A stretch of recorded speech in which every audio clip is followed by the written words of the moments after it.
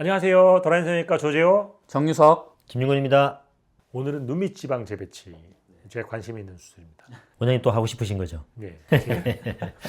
제가 아무리 줄기세포 화장품 바르라도 이제 조금씩 눈밑지방 이렇게 생기려고 그러는 것 같은데, 그래서 오늘은 눈밑지방 재배치의 대가 정유석 원장님을 모시고 이야기를 나눠보도록 하겠습니다. 그러면 간단하게 눈밑 지방 재배치가 어떤 수술인지 설명 좀 가능하시겠습니까? 눈밑 지방 재배치는요, 생각보다 역사가 오래되진 않았습니다. 제가 이제 수련회 때 1990년 후반때 이제 알려지기 시작했고요. 최근에 한 10년 전으로 해서 보편화되기 시작한 수술입니다. 노화로 인해서 눈 밑에 이제 지방이 볼록하게 나왔을 때, 예전엔 볼록하게 나왔으니까 지방이 많아졌다라고 생각하고 그 많아진 지방을 제거하면은 해결이 된다. 이제 이런 개념이었거든요. 그 많아진 거 아니었습니까, 원장님? 많아진 건 아닙니다. 그런데 이제 그거를 이제 과학적으로 CT를 찍어서 실제로 안화에 있는 지방량을 측정을 해봤더니 나이가 들수록 안화에 있는 지방은 줄어든다, 오히려. 왜 그러면 눈 밑에 지방이 불룩하게 나오느냐? 안화에 있는 지방을 막아주는 댐과 같은 역할을 하는 조직이 약화되면서 밀고 나오는군요. 안화 경막이라는 조직이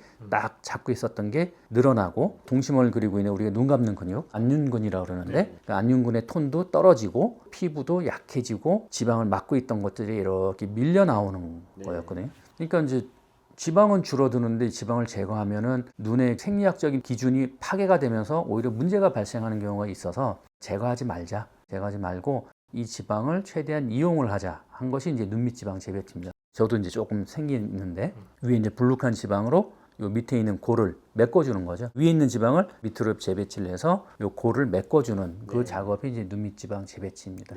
그러면 어떤 사람한테 추천할 수 있을까요? 눈 밑에 이제 골이 푹 져 있고, 일반적으로 눈밑 지방 수술이라 그러면은 지방에 초점이 맞춰져 있는데, 이 수술은 사실은 지방보다는 요 골이 더 중요한 거거든요.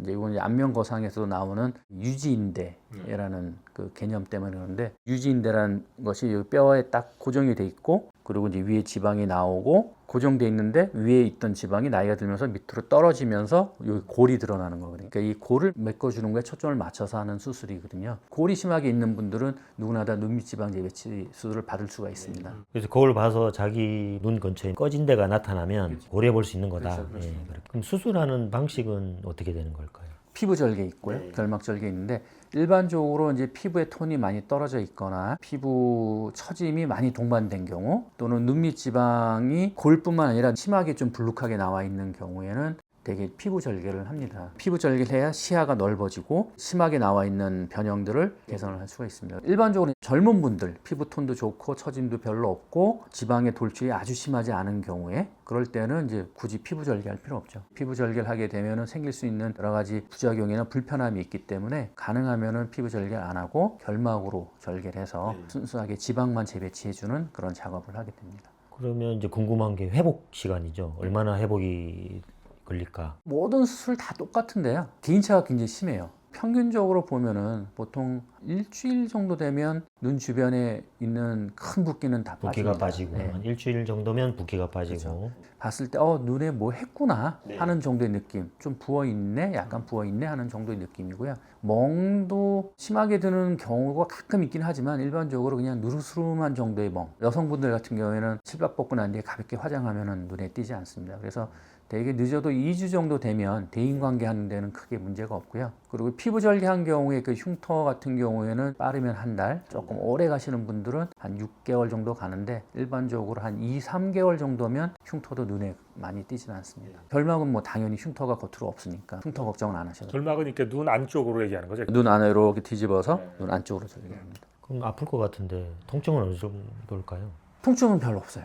불편한 느낌이 있습니다. 이제 눈이 쪼이고 부어 있으니까, 혹시 운동하시다가 다쳐서 부어 보신 적 있으세요? 저는 또 제 몸을 소중히 생각하기 때문에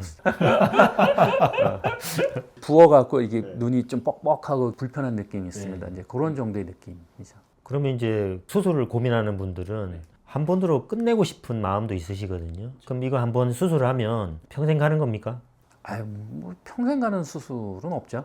평생간 수술은 없지만은 지방 제거하고 다르게 지방 재배치가 좋은 게 문제가 되는 골 있는 부분을 지방을 이렇게 끼워 넣어 갖고 재배치를 해서 그 골 있는 부분을 메꿨잖아요. 아주 특별한 경우 아니면 그 메꿔진 지방이 없어지거나 하지는 않거든요. 수술하기 전처럼 심하게 골이 진다거나 그러지는 않아요.